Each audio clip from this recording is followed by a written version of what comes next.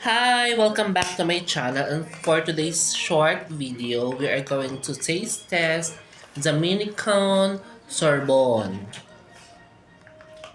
Ayan, tingnan natin kung masarap siya. So para siyang yung Minicone ng A budget shop, A hype budget shop. So ito try natin kung maganda siya.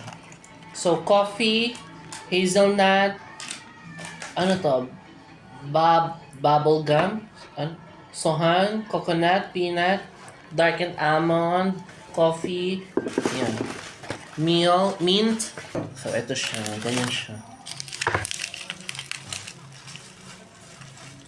So, this flavor is hazelnut.